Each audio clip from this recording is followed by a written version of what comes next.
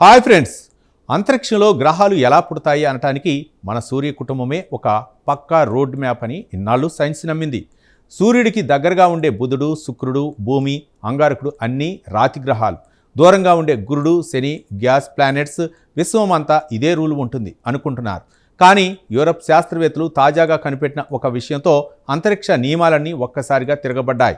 అసలు విశ్వంలో ఉండటానికే వీల్లేని ఒక వింత గ్రహాల కూటమిని టెలిస్కోపులు పట్టుకున్నాయి. ఖగోళ శాస్త్రవేత్తలే ముక్కున వేలేసుకునేలా చేస్తున్న ఆ ఉల్టా పల్టా నక్షత్ర మండలం అసలు మర్మేంటో ఇప్పుడు తెలుసుకుందాం. ఈ ఖగోళ అద్భుతాన్ని బ్రిటన్లోని ప్రముఖ యూనివర్సిటీ ఆఫ్ వార్విక్ మరియు యూరోపియన్ స్పేస్ ఏజెన్సీ శాస్త్రవేత్తల అంతర్జాతీయ బృందం కనుగొంది. లీడ్ రీసెర్చర్ థామస్ విల్సన్ నేతృత్వంలోని టీం భూమి చుట్టూ తిరిగే అధునాతన కియోప్ శాటిలైట్ మరియు అత్యాధునిక భూస్థావర్ టెలిస్కోప్ల డేటాను పూర్తిగా వడగట్టి ఈ వింతను బయటపెట్టింది. దీనికి సంబంధించిన పూర్తి వివరాలు ప్రతిష్టాత్మక అంతర్జాతీయ జనరల్ సైన్స్లో ప్రచురితమయ్యాయి. అసలు ఎక్కడ ఉంది ఈ విచిత్రమైన స్టార్ సిస్టమ్?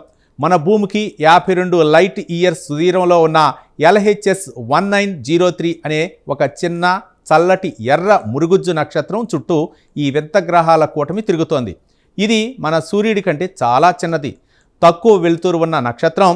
ఈ నక్షత్రం చుట్టూ మొదట శాస్త్రవేత్తలు 3 గ్రహాలను కనిపెట్టారు. ఇందులో మొదటిది నక్షత్రానికి దగ్గరగా ఉన్న రాతి గ్రహం, ఆ తర్వాత రెండో పెద్ద గ్యాస్ గ్రహాలు.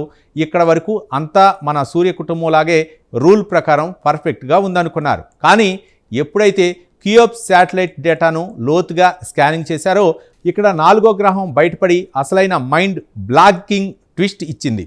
ఈ అంతరిక్ష ప్రయోగంలో బయటపడ్డ ఆ 4వ గ్రహమే శాస్త్రవేత్తల బుర్రను పాడు చేస్తోంది. ఎందుకంటే గ్యాస్ గ్రహాల కంటే ఎక్కడో దూరంగా ఉన్న ఆ 4వ గ్రహం గ్యాస్ గ్రహం కాదు, అది మన భూమి లాంటి ఒక పక్కా రాతి గ్రహం. అంటే ఈ నక్షత్ర మండలంలో గ్రహాల అమరిక ఎలా ఉందంటే మొదట రాతి గ్రహం, ఆ పక్కనే 2 గ్యాస్ గ్రహాలు, మళ్ళీ వాటి పక్కన చివరిలో ఇంకొక రాతి గ్రహం. దీన్నే సైన్స్ భాషలో ఇన్సైడ్ అవుట్ ప్లానెటరీ సిస్టమ్ అని పిలుస్తున్నారు.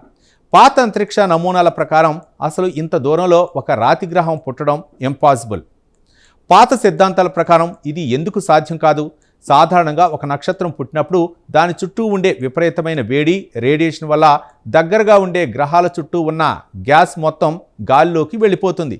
దాంతో అక్కడ కేవలం గట్టి రాతి కేంద్ర భాగాలు మిగిలి రాతి గ్రహాలు అవుతాయి. నక్షత్రానికి దూరంగా వెళ్లే కొద్దీ చల్లటి వాతావరణం ఉండటం వల్ల గ్రహాల చుట్టూ భారీగా గ్యాస్ పేరుకుపోయి అవి గ్యాస్ జైంట్స్గా మారుతున్నాయి. మరి ఈ నియమాన్ని బద్దలు కొడుతూ అత్యంత శీతల పరిస్థితిలో సుదూరంగా గ్యాస్ గ్రహాల వెనుక మళ్ళీ ఒక రాతి గ్రహం ఎలా పుట్టిందనే దానిపై